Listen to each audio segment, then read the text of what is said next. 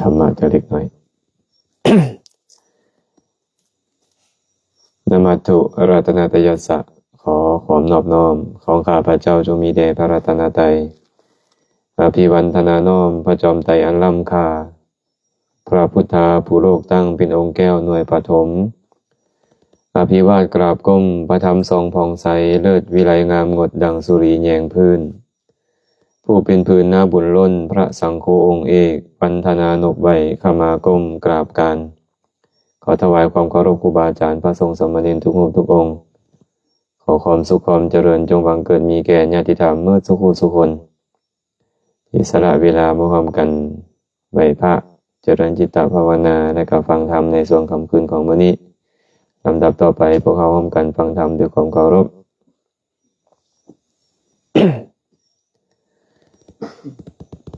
มุนินทาวทนัมโพชาข้าพาสัมภวะสุนทรีสารนังปานินังวานิไมหังปีนะยะตังมะนังขอพระสัทธรรมนำภัยในห่วงแห่งบงกฎคือพระโอษฐ์ของพระจอมมุนีผู้เป็นที่พึ่งของสัตว์ทั้งหลายจงกระทำใจของข้าพระเจ้าให้เอิบอิ่มเสยโยอโยคุโรพุตโตตัตโตอะคิสิคูปโมยันเจปุญเชยทุสีโลลัทธาปินดังอสัญญาโต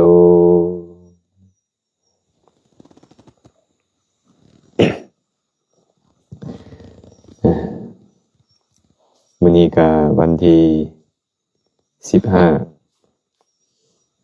เดือน12ปี2025เนาะพวกเขาก็ยังอยู่กลางป่าคือเก่าพุ่นแหละมื้ออื่นเนาะจะได้เดินทางออกไปสันภัทหารอยู่ที่หมู่บ้านเพราะว่าอาหารสันหมดแล้วมื้อเช้านี้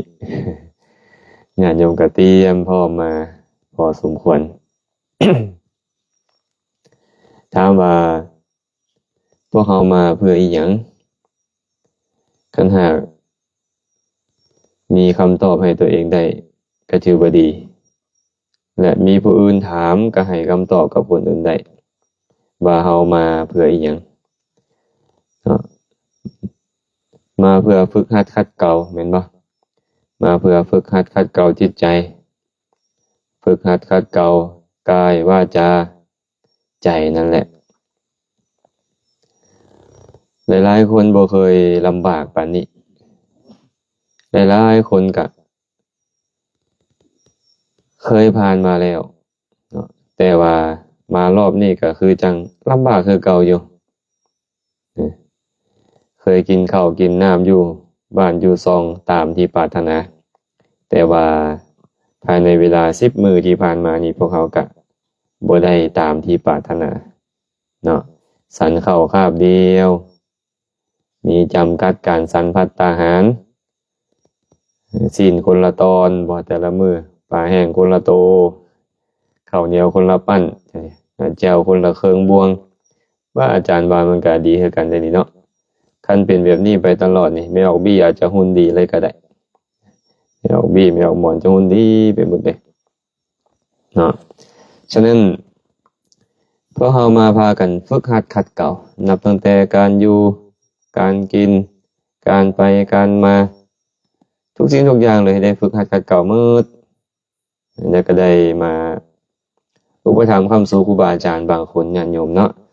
ญาติโยมบางคนอาจจะบ่มีเวลาเต็มที่ในการไปนั่งสมาธิในการเดินจงกรมในการไหว้พระสวดมนต์เจริญจิตตภาวนาเป็นต้นแต่ก็เป็นหน่วยเสบียงเฮ็ดอาหารบานข้าวถวายแก่ครูบาอาจารย์โดยหวังว่าการกระทำเหล่านี้แหละจะเป็นกุศลอันยิ่งใหญ่ให้แก่เฮาในภพชาติกันดารที่พวกเฮาจะเดินทางท่องเที่ยวไปจนกว่าจะบรรลุถึงมรรคผลนิพพานนะญาติโยมที่อยู่ทางบ้านข้าเจ้าก็เตรียมอกเต็มใจคือกันได้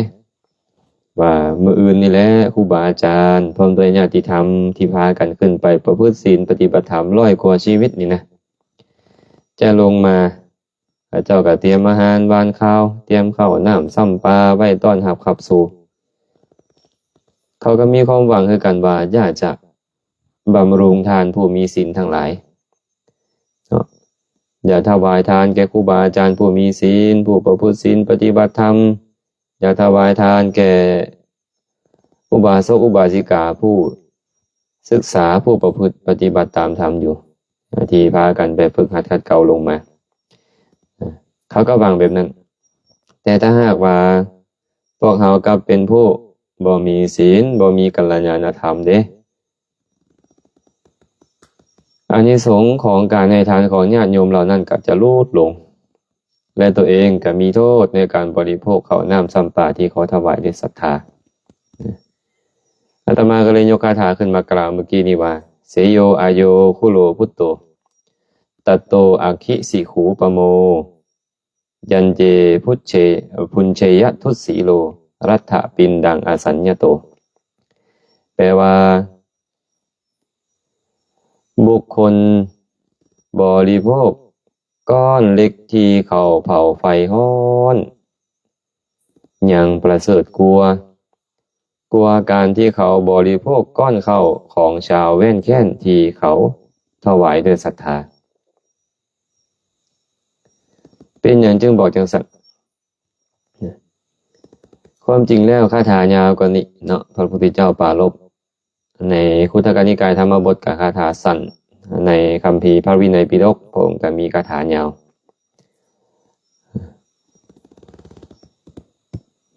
มีอยู่3 ท่อนคาถาเพื่อนบอกว่าสมัยแรกนี่เพื่อนปรารภก่อนนะปรารภภิกขุกลุ่มหนึ่งมีภิกขุกลุ่มหนึ่งที่ข้าเจ้านี่เนาะดำเนินชีวิตลำบากเนื่องจากอยู่ในยุคเขายากมากเพียงก็เลยมาตกลงกันว่าจะอวดคุณวิเศษของกันและกันให้ญาติโยมเขาฟังหากญาติโยมเขาฮู้ว่าผู้นั้นมีคุณวิเศษแบบนี้มีคุณวิเศษแบบนั้นเขาจะถวายทานก็ตกลงปรงใจกันก็ไปเว้าสู่ญาติโยมฟังว่าอาจารย์องค์นั้นเป็นพระอรหันต์ได้อาจารย์องค์นั้นเป็นพระอนาคามีอาจารย์องค์นั้นเป็นพระสกทาคามีอาจารย์องค์นั้นเป็นพระโสดาบันอาจารย์องค์นั้นได้ฌานอาจารย์องค์นั้นได้อภิญญา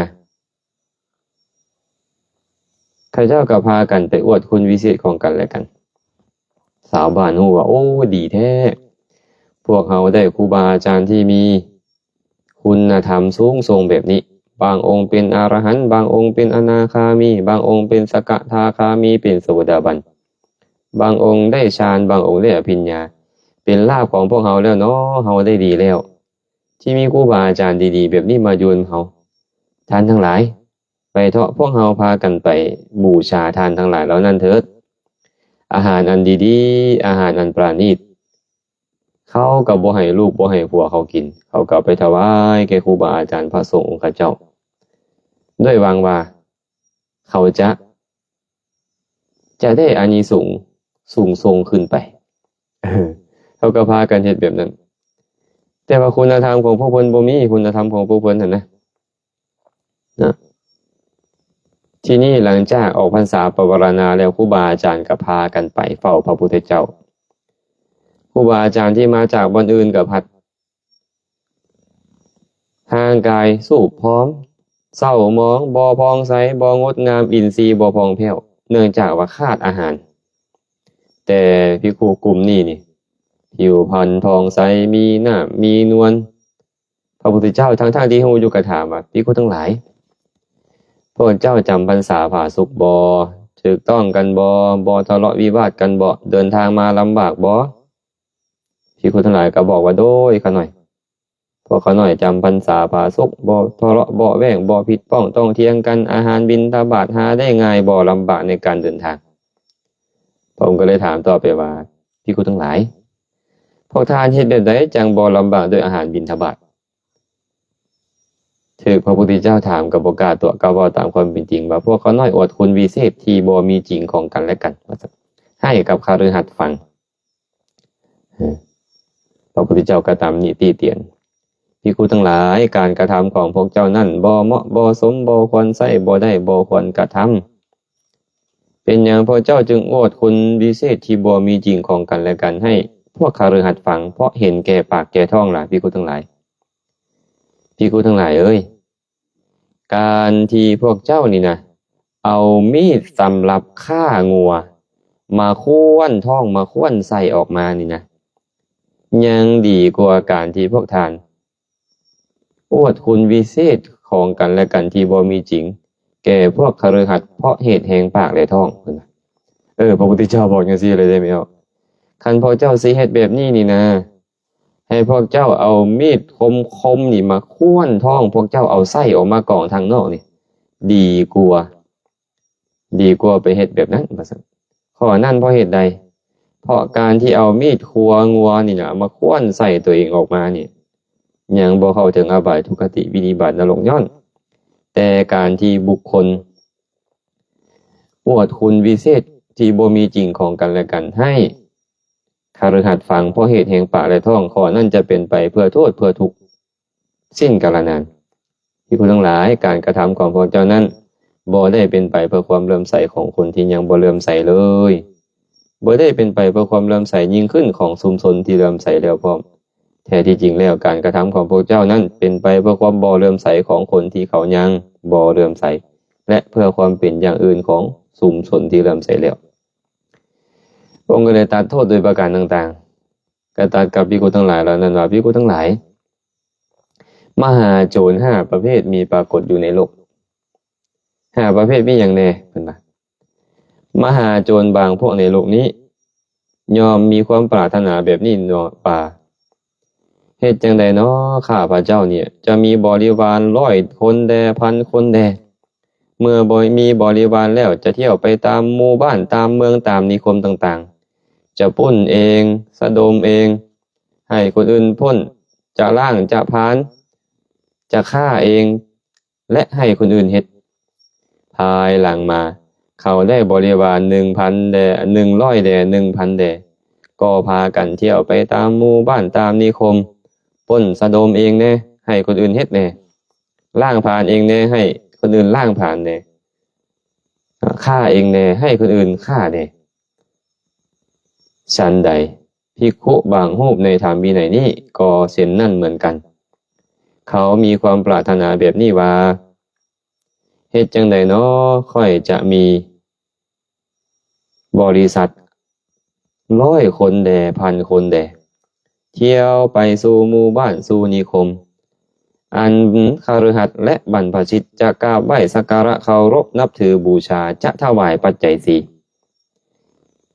เมื่อเขามีความปรารถนาแบบนี้ภายหลังมาเขามีบริวาร100 แด 1,000 แดยอมไปสู่หมู่บ้านและนิคมอันบรรพชิตก็ตามคฤหัสถ์ก็ตามกราบไหว้สักการะเคารพนับถือบูชาถวายจีวรบิณฑบาตเสนาสนะและคีรณะเภสัชบริขารแก่เขานี่แหละภิกขุทั้งหลายมหาโจรประเภทที่1เป็นแบบนี้มหาโจรต้องการมีบริวารเพื่อไปปล้นชาวบ้านชาวเมืองสันใดเพิ่นว่าแม้แต่พระภิกขุก็คือกันต้องการอยากมีบริวารมีพระ100 1,000มีโยม100 1,000แห่แหนไปห้อมล้อมไปเพื่อให้คนอื่นกราบไหว้สักการะเคารพนับถือบูชาและจะได้จีวรได้บิณฑบาตได้เสนาสนะและคีรณะเภสัชบริขารทั้งหลายอันเกื้อกูลแก่คนไข้นี่ก็เป็นมหาโจรประเภทที่1เลยเด้อเพิ่นว่าพวกเขาคือกันได้นี่เนาะถ้าเขาต้องการมีบริวารต้องการมีพระมีจัวต้องการมีญาติมีโยมหลายๆแห่แหนไปแล้วต้องการให้คนอื่นกราบไหว้สักการะเคารพนับถือบูชาปาลบปัจจัย4นี่เขาจะเป็นมหาโจรพวกเขาเองนี่แหละจะเป็นมหาโจรถ้าเขาคิดแบบนั้นเนาะท่านเวลาเขาไปใส่ก็ตามโดยเฉพาะพวกเขาในเดินจาริกธุดงค์นี่นะอาตมาใช้คำว่าเดินจาริกตามหอยธรรมเป็นอย่างจังเอิ้นว่าเดินจาริกตามหอยธรรมตามหอยพระพุทธเจ้าบ่ได้เนาะแม่ออกแม่พระพุทธเจ้าอยู่ไสเกิดอยู่อินเดียพุ่นแม่นบ่อยู่เนปาลพุ่นตายก็ตายอยู่อินเดียพุ่นเดินทางจาริกไปเพื่อโพธิสัตว์ก็อยู่แถวบริเวณชมพูทวีปบ่ได้มาอยู่ฮอดบ้านเฮาเมืองเฮา จะบอกว่าตามรอยบาทพระศาสดาก็บ่ได้ก็เลยได้ตั้งโครงการว่าเดินจาริกตามรอยธรรมและพระพุทธเจ้าเดินจาริกไปในชมพูทวีปพระองค์เฮ็ดหยังแลพระองค์เฮ็ดกิจของพระศาสดาอันใดล่ะกิจของพระศาสดาอันใดเป็นประโยชน์เกื้อกูลเป็นประโยชน์โลกนี้ประโยชน์โลกหน้าประโยชน์อย่างยิ่งคือพระนิพพานพระองค์ทรงชี้แจงแสดงไขประโยชน์นั่นแก่มหาชนบ่ว่าจะเป็นภิกขุภิกขุณีอุบาสกอุบาสิกาบ่ว่าจะเป็นคฤหัสถ์หรือบรรพชิตก็ตามพระองค์ชี้แจงประโยชน์เหล่านั้นไปนั่นแหละเหตุกิจของพระศาสดาเนาะพระองค์แสดงธรรมเป็นธรรมเนียมที่พระองค์เดินจาริกไปแบบนี้หลังจากออกพรรษาแล้วพวกเขาคือกันพวกเขาก็เลยตั้งโครงการนี้ว่าเดินจาริกตามหอยธรรมเพราะว่าอยากจะเฮ็ดตามธรรมที่พระผู้มีพระภาคเจ้าเฮ็ดมาแล้ว 2,000 กว่าปีก่อนพระองค์เดินทางไปสู่บ้านน้อยเมืองใหญ่แล้วไปเผยแผ่ธรรมะหลายๆคนมักตั้งคำถามแบบนี้ว่าขั้นเดินธุดงค์เป็นหยังคือบ่อยู่ไปเดินอยู่ป่าอยู่ดงพุ่นเขาเจ้าเข้าใจผิดอาตมาอธิบายเรื่อยๆว่าธุดงค์กับเดินจาริกนี่คนละอันกันเดินจาริกก็คือเที่ยวไปธุดงค์คือการฝึกหัดขัดเกลาอย่างเช่นว่าการฉันอาหารคาบเดียวการฉันอาหารในบาตรการบ่ฉันอาหารมาภายหลังการใส่ผ้าแต่3ผืนการใส่ผ้าบางสกุลเป็นต้นเหล่านี้เอิ้นว่าธุดงค์จะเดินจาริกหรือบ่เดินจาริกก็ชื่อว่ารักษาธุดงค์เนาะฉะนั้นคำว่าเดินจาริกนี่นะบ่แม่นจำเป็นต้องเข้าป่าเด้เนาะไอ้เข้าป่าก็คือเดินจาริกในป่าแม่นบ่พระพุทธเจ้านี่แสดงธรรมพระองค์เข้าไปแสดงธรรมให้ผู้คนฟังบ่ได้ไปแสดงธรรมให้ต้นไม้ฟังได้แมวบิไปแสดงธรรมให้ผู้คนฟังและไปแสดงธรรมอยู่บ่อนใดล่ะบ่อนมีผู้มีคนตอนผ่านป่าพระองค์ก็ผ่านป่าตอนผ่านบ้านพระองค์ก็ผ่านบ้านตอนโพดคนก็ต้องไปโพดบ่อนที่เขามีคนแม่นบ่ฉะนั้นการเดินจาริกครั้งนี้นี่นะที่พวกเขาจัดขึ้นปีนี้เป็นปีที่3เนาะเป็นปีที่3โดยปีนี้องค์การพุทธศาสนาสัมพันธ์ลาวเป็นผู้จัดขึ้นโดยเฮาเป็นตัวแทนในการไปงานจาริกฉะนั้นการเดินจาริกไปนี่นะเฮาต้องใส่ใจว่าเฮาจะไปเพื่อให้เขาบ่ได้ไปเอาจากเขาไปให้ยังล่ะให้เขาได้เห็นใจเขาเลื่อมใสเขาจะไปสวรรค์ได้แล้วหากเขาได้ลุกขึ้นไปต้อนรับกราบไหว้ให้อาสนะเขาไปเกิดในตระกูลสูงส่งอีกหลายร้อยหลายพันชาติแล้วหากเขาชำระความขี้ที่ออกจากจิตจากใจเสียได้เขาจะมียศศักดิ์บริวารตลอดหลายร้อยหลายพันชาติหากเขาได้ถวายทานตามกำลังมีน้ำขวดนึงได้ให้น้ำมีแจวถ้วยนึงได้ถวายแจวมีข้าวทิพย์นึงได้ถวายข้าวมีขนมก้อนนึงได้ถวายขนมก้อนนึงนั้นตามกำลังความสามารถของเขาจะเป็นปัจจัยให้เขานี่นะเป็นเศรษฐีเป็นผู้มั่งคั่งด้วยทรัพย์สมบัติตลอดหลายร้อยหลายพันชาติแล้วแต่ถ้าเขาได้เข้าไปนั่งใกล้เพื่อฟังธรรมเขาจะเป็นผู้มีปัญญาเข้าใจในศีลในธรรมจะเป็นปัจจัยให้เขานี่เกิดมาชาติใดๆจะมีปัญญาและเป็นปัจจัยแห่งการบรรลุมรรคผลนิพพานในอนาคตพร้อมฉะนั้นพวกเขาต้องไปด้วยใส่ใจแบบนี้นะอาตมาเว้าให้ฟังมื้อเช้าแล้วแม่นบ่พระมหากัสสปะนี่นะเพิ่นไปสู่ตระกูลไปสู่หมู่บ้านเพิ่นไปแบบใดขอชนทั้งหลายที่ต้องการบุญจงเฮ็ดบุญต้องการลาภจงได้ลาภเถิดบ่ได้ไปมุ่งเอาของเขาไปมุ่งอยากให้เขาได้บุญไปมุ่งอยากให้เขาได้กุศลถามว่าเดินไปผู้เดียวบ่ได้บ่อาจารย์ได้ด้วยได้แต่ว่าญาติโยมเขาบ่ได้มาฟังธรรมแบบนี้แม่นบ่ไม่ออกแบบสมมุติเห็นอาจารย์แซมย่างไปผู้เดียวนี่ไม่ออกแบบสิมานำแบบนี้บ่นี่จ้างก็บ่มาไม่ออกแบบเนาะจ้างหลายก็ขี่รถไกลถวายน้ำขวดนึงไปกันเด้อขาน้อยมีเวียกเห็นบ่ถ้าเห็นครูบาอาจารย์หลาย10องค์ไปเป็น100องค์ไปโอ้ยเนี่ยพวกเราต้องไปเฮ็ดบุญได้นี่นะต้องไปฟังธรรมได้นี่นะเพิ่นพักปักกดอยู่ไสน้อมื้อนี้นะพวกเราจะได้บุญข้อใดได้เนาะได้กราบไหว้บ่ได้ให้อาสนะบ่ได้ถวายน้ำปานะบ่ได้ฟังธรรมบ่ได้สนทนาธรรมบ่นี่มันเป็นแบบนี้ก็เลยเอิ้นการจาริกครั้งนี้ว่าจาริกตามหอยธรรม กันเนาะเวลาเฮาจาริกไปให้เฮาใส่ใจว่าเฮาจะไปเพื่อให้ประโยชน์แก่เขาบ่ได้ไปเอาหยังจากเขาถ้าหากเฮาคิดว่าเฮาไปเพื่อจะให้เขากราบไหว้สักการะเคารพนับถือบูชาเขาจะถวายจีวรบิณฑบาตเสนาสนะหีรณะเภสัชบริขารเฮาก็เป็นหยังมหาโจรประเภทที่หนึ่งจืดนะมหาโจรเลยแล้วนี่นะพระพุทธเจ้าบอกอย่างสิภิกษุทั้งหลายภิกษุบางรูปในธรรมวินัยนี้ศึกษาธรรมวินัยที่พระตถาคตประกาศแล้วยกตนขึ้นนี่แหละเป็นมหาโจรประเภทที่สองศึกษาธรรมะมาเอามาประพฤติปฏิบัติมาบอกมากล่าวแล้วบอกว่าค่อยนี่แหละคิดขึ้นมาเองค่อยนี่แหละฮู้เองทั้งที่ศึกษาธรรมะวินัยของพระพุทธเจ้าอันนี้คือเอาธรรมะของพระพุทธเจ้านี่ไปขายกินบอกยังไงกันเลยกันเป็นบอกว่าตัวเองนี่แหละเป็นผู้ฮู้เองผู้แตกฉานเองยกตนขึ้นมาเป็นเจ้ารัทธิเป็นเจ้าหมู่เจ้าคณะฮู้แจ้งธรรมะเองนี่เป็นการขโมยเป็นว่าขโมยคำสอนของพระสัมมาสัมพุทธเจ้าเป็นมหาโจรประเภทที่สองพอไม่ออกว่ามีบ่แบบเนี้ยมีหรือบ่มีมีอยู่ได้นี่เนาะมีอยู่อีกอย่างหนึ่งภิกษุทั้งหลาย ภิกษุบางรูปในธรรมวินัยนี้กล่าวโจทย์ตามกำจัดเพื่อนสะพรหมจารีผู้ประพฤติบริสุทธิ์ผู้ประพฤติพรหมจรรย์ด้วยค่าศึกของพรหมจรรย์ที่บ่มีมูลนี่แหละเป็นมหาโจรประเภทที่สามเห็นไหมหมายถึงการตามกำจัดพระองค์อื่นว่าเขาเป็นปาราชิกองค์นี้เสพเมถุนธรรมแล้วองค์นี้ลักขโมยแล้วองค์นี้ฆ่ามนุษย์องค์นี้อวดคุณวิเศษที่บ่มีจริง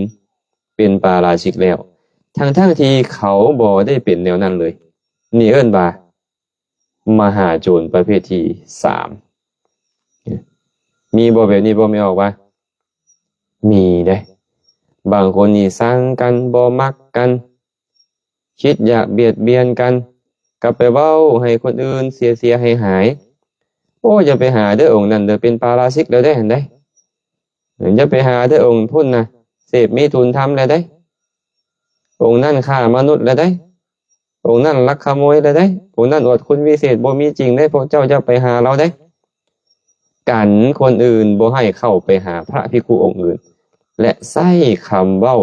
ไปกำจัดคุณธรรมของเพื่อนสะพรหมจารีที่เขาประพฤติบริสุทธิ์บริบูรณ์นี่เอิ้นว่ามหาโจรประเภทที่สามเนาะภิกษุทั้งหลายอีกอย่างหนึ่งภิกษุบางรูปในธรรมวินัยนี้เกลี้ยกล่อมคฤหัสถ์ด้วยคฤภัณฑ์คฤบริขารของสงฆ์บ่ว่าจะเป็นกุฏิวิหารบ่ว่าจะเป็นส่วนเป็นซ่อนบ่ว่าจะเป็นจกเป็นเสียมเป็นเตียงเป็นตังเป็นต้นนี่เอิ้นว่ามหาโจรประเภทที่สี่ว่าง่ายคือเอาของส่งไปให้ญาติโยมระวังเด้ออันนี้เด้อมีบ่แถวบ้านเฮามีบ่ครูบาอาจารย์เอาของไปแจกญาติโยมนี่มีบ่หันของเพิ่นเองกันยังใครอยู่เนาะแต่ของส่งดีๆแล้วบางเทื่อนี่ของส่งเอาของส่งไปให้เกลี้ยกล่อมญาติโยมหมายถึงว่าอยากให้ญาติโยมน่ะฮักแพงตัวเองอยากให้ญาติโยมเคารพนับถือบูชาตัวเองก็เลยเอาเข้าเอาน้ำเอากุฏิวิหารเอาเตียงเอาตังบ่เอาจกเอาเสี้ยมเอาส่วนเป็นต้นนี่นะเอาคฤภัณฑ์ของสงฆ์คฤบริขารของสงฆ์นี่ไปเกลี้ยกล่อมญาติโยมนี่เอิ้นว่ามหาโจรประเภทที่สี่โอ้ระวังเด้อครูบาอาจารย์เฮาก็ได้เด้อเวลาเฮาจะให้ของกับไผเฮาต้องเบิ่งเขาเจ้าก่อนพระนี่ให้ของคนอื่นบ่ได้เด้นอกจากสหธรรมิก5แม่นผู้ใดสหธรรมิก5นะภิกขุภิกขุณีสิกขมานาสามเณรสามเณรีให้ของได้ขอของก็ได้พร้อมคนอื่นจากนี้ได้ล่ะบิดามารดาให้ของได้คนอุปถากบิดามารดาก็ให้ของได้นะญาติสายโลหิตห้ามเอาไปให้เอิ้นเขามาแล้วเอาให้เขาได้อยู่เป็นน้องเป็นลุงบ่เป็นลุงเป็นป้าเป็นอาวเป็นอาบ่จังซี่ แต่เป็นสายโลหิตคนวัดหรือบรรดุปราชคนวัดคือพวกวิญญาวัจกรส่วนตัวนะผู้มาซอยเฮาบรรดุปราชก็คือผู้มุ่งบวชก็หมายถึงพ่อขาวผู้ต้องการจะบวชนะบรรดุปราชให้ได้แบบนี้เนาะคนอื่นจากนี้ให้บ่ได้และอีกอย่างหนึ่งถ้าหากว่าเขามาถึงวัดแล้วป่วยกระทันหันสามารถให้ยุกยาทานังได้นี่เนาะคันเอาของสงฆ์อย่างอื่นไปให้คฤหัสถ์เป็นมหาโจรโอ้มีบ่บ้านไม่ออกใจดีนี่มีบ่มีมหาโจรแบบนี้บ่คือสิบ่มีหรอกเนาะคือสิบ่มีอาตมามีแต่บ้านอาตมาพุ่นดอกบางสงนี่มหาโจรประเภทที่สี่ภิกขุทั้งหลายอีกอย่างหนึ่งภิกขุบางรูปในธรรมวินัยนี้อวดอุตริมนุสธรรมที่บ่มีจริงในตนนี่แหละเขาชื่อว่าเป็นมหาโจรพร้อมทั้งในโลกพร้อมทั้งเทวโลกมาลโลกพรหมโลกพร้อมทั้งสมณะพราหมณ์เทวดาและมนุษย์ทั้งหลายนี่มหาโจร5ประเภทนี้ไอ้ประเภทสุดท้ายนี่นะตัวเองบ่มีคุณธรรมอีหยังแต่อวดคุณธรรมว่าตัวเองนี่เป็นพระโสดาบันบ่เป็นสกทาคามีเป็นอนาคามีเป็นอรหันต์บ่ตัวเองได้ฌานบ่ตัวเองได้อภิญญาบ่อยากให้คนอื่นมากราบไหว้สักการะเคารพนับถือบูชาตนพระพุทธเจ้าบอกว่ามหาโจรผู้ยิ่งใหญ่เลยนี่นะในโลกพร้อมทั้งเทวโลกมาลโลกพรหมโลกพร้อมทางสมณะพราหมณ์เทวดาและมนุษย์ทั้งหลายข้อนั้นเพราะเหตุใดเพราะเขาบริโภคก้อนข้าวของชาวบ้านด้วยอาการขโมยชาวบ้านถวายแก่ผู้มีศีลมีคุณธรรมตัวเองบ่มีศีลบ่มีคุณธรรมก็เป็นขโมยนี่เอิ้นว่ามหาโจร5ประเภทถ้าหากว่าพวกเฮานี่นะบ่มีคุณธรรมอีหยังเลยศีลก็บ่มีสมาธิก็บ่มีปัญญาก็บ่มีบ่พยายามกำจัดอาสวะกิเลสเลยเนี่ยเฮาก็เอิ้นว่าคนทุศีลแม่นบ่เมื่อบริโภคก้อนข้าวของชาวบ้านขโมยของผู้มีศีลบริโภคได้นี่ได้จั่วตั้มเราคำก่อนไปเว้าเราบอกว่าเป็นพระสงฆ์ทรงศีลสร้างอย่าปล่อยว่างคำถือสวดอย่าเพียงบวชแล้วห่มผ้าพลาสร้างออกห่างบุญมีต้นทุนบวชมาแล้วให้ถือแนวคำสอนสั่งผู้วางผังพุทโธเจ้าเอาทำท่านนั่นยึดถือบิณฑบาตสู่มือศีลบ่ถือบาปกรรมไรไผทางใดสิกราบเจ้าเฮาบ่สร้างให้เพิ่นตามเพิ่นว่าจังซี่เนาะเป็นพระสงฆ์ทรงศีลสร้างอย่าปล่อยวางคำถือสวดหมายถึงอย่าปล่อยวางธรรมวินัยเด้อให้ประพฤติตามธรรมวินัยอย่าเพียงบวชแล้วห่มผ้าพลาสร้างออกห่างบุญบ่แม่นเอาผ้าเหลืองมาห่มแล้วก็บ่เฮ็ดบ่สร้างอีหยังบุญกุศลนี่นะเนาะบ่เจริญกุศีลสมาธิปัญญาอีหยังเลยมีต้นทุนบวชมาแล้วให้ถือแนวคำสอนสั่งผู้วางผังพุทโธเจ้าเอาทำท่านนั้นยึดถือมีต้นทุนเลยเป็นผู้ชายแมนเอิก3ศอกพออายุครบแล้วได้บวชแล้วออกบวชมาโดยชอบธรรมเนี่ยเอิ้นว่ามีต้นทุนให้ถือแนวคำสอนสั่งแด่เพิ่นว่าผู้ใดสอนสั่งล่ะผู้วางผังพุทโธเจ้าเอาทำท่านนั้นยึดถือพระสัมมาสัมพุทธเจ้านั่นแหละเพิ่นสอนเพิ่นสั่งยึดถือธรรมวินัยที่เพิ่นสั่งสอนไว้หั่นบิณฑบาตสู่มื้อศีลบ่ถือบาปกรรมไรเด้อเพิ่นว่าบิณฑบาตเอาเข้าจากชาวบ้านเขาถวายนึกว่าเฮามีศีลมีกัลยาณธรรมสุดท้ายแล้วพวกเฮาขี้แมวเต็มกระดุ้งบ่มีศีลบ่มีธรรมมีหยังเลยเป็นจังได๋ล่ะบัดเนี่ยบาปกินหัวเป็นบ่ภาษาผู้เฒ่าก็นะบาปกินหัวได้ขี้กาคืนหัวได้เพิ่นว่าจังซี่เด้นะไผทางใดสิกราบเจ้าล่ะเฮาบ่สร้างให้เพิ่นตามอยากให้คนมากราบมาไหว้แต่ตัวเองบ่ถือศีลบ่ถือธรรมอีหยังเลยดีบ่ล่ะแบบเนี้ย พอไม่ออกดีว่าดีบ่บ่ดีดอกบ่ดีฉะนั้นถ้าหากว่าพวกเราบ่พยายามประพฤติฝึกหัดขัดเกลาจิตใจตัวเองก็จะเป็นเหตุให้ถึกขนานนามว่ามหาโจรได้ยังมีอีกข้อหนึ่งที่พระองค์ตรัสไว้ว่าภิกษุทั้งหลายมหาโจร3ประเภทนี้มีปรากฏในโลกพุ่นน่ะ3ประเภทมีหยังใดมหาโจรอาศัยสถานที่คุคะมหาโจรอาศัยสถานที่หกเฮือมหาโจรอาศัยผู้มีอำนาจมหาโจรอาศัยสถานที่คุคะเป็นยังไงอยู่ตามห้วยหองของบึง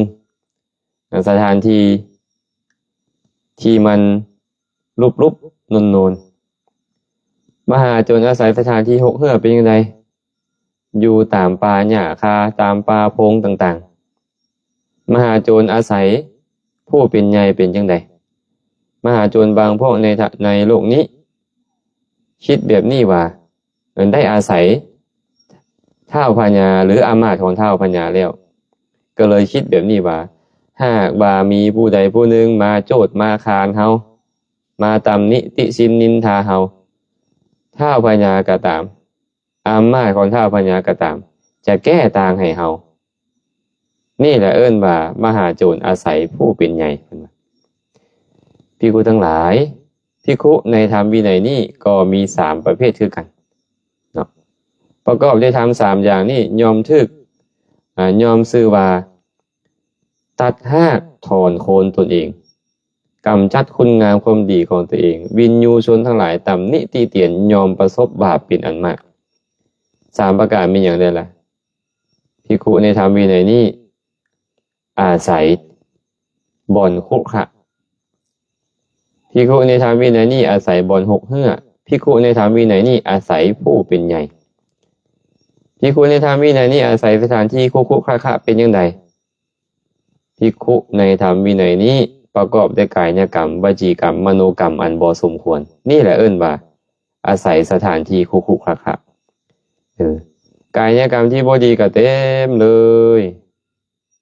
วจีกรรมบ่ดีคำเว้าบ่ดีทั้งหลายก็เต็มอยู่มโนกรรมบ่ดีความคิดบ่ดีทั้งหลายก็เต็มอยู่ในมากหัวใจนี่เอิ้นว่าภิกขุอาศัยสถานที่คุคะอยู่พุ่นน่ะบวชเป็น100 ปีก็คือเก่าแบบนี้นะเพิ่นว่า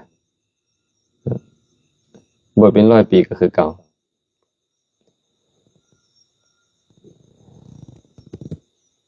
ภิกขุ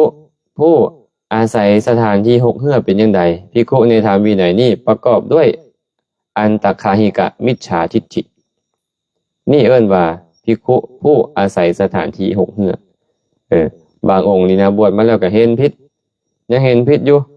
ตายแล้วก็แล้ว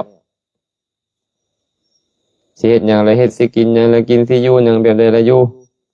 บุญบ่มีบาปบ่มีดอกโลกนี้บ่มีดอกโลกหน้าบ่มีดอกจังซี่เป็นต้นนี่นะเป็นมิจฉาทิฏฐินั่นแหละเอิ้นว่าอาศัยสถานที่6เฮือภิกขุทั้งหลายภิกขุอาศัยผู้เป็นใหญ่เป็นจังไดภิกขุบางรูปในธรรมวินัยนี้ได้อาศัยพระราชาหรืออำนาจของพระราชาเขายอมคิดแบบนี้ว่าหากว่ามีบุคคลใดบุคคลหนึ่งมาตำหนิติเตียนเฮามาโจษขานในสิ่งที่บ่ดีของเฮาพระราชาก็ตามอำนาจของพระราชาก็ตามจะกล่าวต่างหน้าเฮาจะแก้ต่างให้เฮานี่แหละเอิ้นว่าภิกขุผู้อาศัยผู้เป็นใหญ่พระบางองค์เนาะเพิ่นบอกว่าจังซี่อันนี้พระพุทธเจ้าเว้าเด้อพระบางองค์ก็ไปฮู้จักมักคุ้นกับท้าวพญาเด้มหากษัตริย์เด้ไปฮู้จักมักคุ้นกับอำนาจของท้าวพญามหากษัตริย์เด้พอฮู้จักมักคุ้นกันแล้วก็อาศัยเขานั่นแหละผู้ใดมาเว้าให้ตัวเองก็ให้ท้าวพญามหากษัตริย์ให้อำนาจของท้าวพญามหากษัตริย์นั่นแหละไปแก้ต่างให้หรือว่าท้าวพญามหากษัตริย์อำนาจของท้าวพญามหากษัตริย์ไปแก้ต่างให้เองท่านทั้งหลายอย่าเว้าแบบนี้แม้พระองค์นี่เนี่ยพวกข่อยนับถือมาแต่บรรพบุรุษพวกข่อยพุ่นได้นับแต่พ่อแต่แม่นับถือมาได้เพิ่นเป็นคนดีได้บ่มีความผิดอีหยังได้พระเจ้าจะไปว่าให้เพิ่นเด้อ คันผู้ใหญ่เว้าจังซี่แล้วเป็นจังไดล่ะผู้เป็นใหญ่เว้าไปนี่ผู้น้อยจะกล้าคัดค้านบ่ติงก็ติงบ่ได้บัดนี้พระพุทธเจ้าเลยบอกว่านี่แหละภิกขุอาศัยผู้เป็นใหญ่พุ่นน่ะภิกขุทั้งหลายภิกขุผู้ประกอบด้วยธรรม3ประการนี้ยอมครองตนอันเป็นเหตุให้ตัดหากถอนคนคุณงามความดีของตนแล้วอันทานผู้ฮู้วินยูชนทั้งหลายตำหนิติเตียนยอมประสบบาปเป็นอันมากพระเหมือนโจรเพิ่นว่าอันนี้สำคัญอยู่เลยนี่เนาะสำคัญอยู่เลยดิอันฉะนั้นพวกเรามาร่วมกันเดินจาริกอยู่ที่ภูเขาควายในครั้งนี้ก็เพื่อที่จะฝึกเบิ่งก่อนว่าจะเดินจาริกตั้งแต่ภาคใต้จนฮอดธาตุหลวงนี้นะจะสามารถเฮ็ดได้หลายหน่อยส่ำใดถ้าหากว่าภูเขาควายซ้ำนี่ก็บ่ผ่านไปพุ่นก็บ่ผ่านแน่นอนแหละเนาะภูเขาควาย10มื้ออยู่พุ่นนี่หลาย10มื้อเด้หลาย10มื้อก็เพื่อมาฝึกหัดขัดเกลาตัวจิตใจตัวเองนำฝึกความเพียรฝึกความอดทนฝึกความเป็นระเบียบเรียบร้อยฝึกจิตฝึกใจให้ใจของตัวเองนี่นะอ่อนควรลงให้จิตใจของตัวเองสะอาดสะอ้านขึ้นมาฝึกหัดขัดเกลาจิตใจเมื่อเราฝึกฝนจิตใจดีแล้วญาติโยมผู้เขาเห็นอากัปกิริยาอันน่าเขารบเริ่มใส่ศรัทธาของเขานี้เขาก็มีศรัทธาจิตใจเขาก็เป็นกุศลบางคนก็เลื่อมใสบางคนลุกหับกราบไหว้ให้อาสนะบางคนชำระความขี้ที่บางคนถวายทานตามกำลังบางคนก็เข้าไปนั่งใกล้เพื่อฟังธรรมได้ประโยชน์ไปก็จะมื้ออื่นนี่เนาะมื้ออื่นเนี่ยก็เป็นมื้อที่พวกเขาจะลงไปหมู่บ้านญาติโยมเขาก็เตรียมอาหารหวานข้าวมามอบถวายให้แก่คณะสงฆ์โดยเข้าใจว่าคณะสงฆ์นี้นะเดินทางไปประพฤติปฏิบัติธรรมอยู่ภูเขาควายกลับมาแล้วศีลของเพิ่นสะอาดบริสุทธิ์แล้วพวกเขาได้ถวายทานแก่เพิ่นผู้มีศีลพวกเขาจะได้อานิสงส์หลายเขาก็มาจากบ้านน้อยเมืองใหญ่ทุกสารทิศมาเขาเฮ็ดข้าวน้ำซ้ำปลามาผู้ละเล็กผู้ละน้อยมาต้อนรับขับสู่ครูบาอาจารย์ญาติโยมก็พอได้127องค์ทานแม่นบ่120กว่าองค์เนี่ยพวกเขาพากันไปประพฤติศีลปฏิบัติธรรมมาอันซั่นก็มื้อนี้ก็เป็นมื้อสุดท้ายเนาะหลังจากที่พวกเขาแยกย้ายกันแล้วเข้าไปสู่เต้นแล้วก็ให้พยายามเจริญจิตตภาวนาให้ฝึกหัดขัดเกลาจิตใจตัวเองอยู่ที่เต้นต่อเฮ็ดจังได๋ญาติโยมผู้เขาถวายทานกับเฮาแล้วทานที่เขาถวายนั่นจะมีผลใหญ่มีอานิสงส์ใหญ่เฮ็ดจังได๋พ่อแม่พี่น้องพ้องปายของเฮาเมื่อคิดฮอดเมื่อนึกถึงเฮาแล้วใจเขาจะเป็นกุศลเป็นบุญใหญ่เป็นอานิสงส์ใหญ่เกิดขึ้นกับเขาให้เฮาใส่ใจไว้นี่แหละครับประพฤติปฏิบัติให้ได้หลายที่สุดนะก็คงจะบ่ได้ว่าอีหยังลงหลายเบิ่งสถานที่นั่งพวกเฮาแล้วก็เหมือนกับน้ำตกตาดเลยเนาะสันจริงดิ้งอยู่ก็คงจะพอสมควรแล้วแหละอนุโมทนาบุญนำครูบาอาจารย์พระสงฆ์สามเณรทุกรูปทุกองค์ตลอดถึงญาติธรรมมื้อสุขสุขคนที่สละเวลาร่วมกันเดินทางมา10มื้อพากันเจริญกุศลมาตลอดทางบุญใดกุศลใดที่เกิดขึ้นในจิตในใจของญาติโยมทุกคนทุกท่านอาตมาภาพขออนุโมทนาสาธุการนำบุญใดกุศลใดที่เกิดขึ้นในใจของครูบาอาจารย์พระสงฆ์สามเณรข้าน้อยเองก็ขออนุโมทนาสาธุการนำเช่นกันข้าน้อยเองได้เฮ็ดบุญกุศลอันใด อันเป็นไปทางกายวาจาใจตั้งแต่อดีตจนถึงปัจจุบันก็ขอแบ่งบุญทั้งหมดให้ครูบาอาจารย์พระสงฆ์สามเณรตลอดถึงญาติโยมทุกท่านจงมีส่วนร่วมขอให้เทวดาทั้งหลายขอให้สรรพสัตว์ทั้งหลายจงมีส่วนร่วมในบุญทั้งหลายเหล่านั้นขอให้สรรพสัตว์ทั้งหลายจงเป็นผู้มีความสุขโดยทั่วกันและก็ขอให้กุศลทั้งหมดจงสะท้อนย้อนรับมาให้เฮาทุกคนทุกท่านจงเป็นผู้มีความสุขปราศจากทุกข์ทั้งปวงหากปรารถนาสิ่งหนึ่งประการใดอันเป็นไปในทางที่ชอบประกอบด้วยธรรมแล้วก็ขอให้ความปรารถนาของทุกคนทุกท่านจงสำเร็จโดยทั่วกันทุกท่านทุกคนเทอญ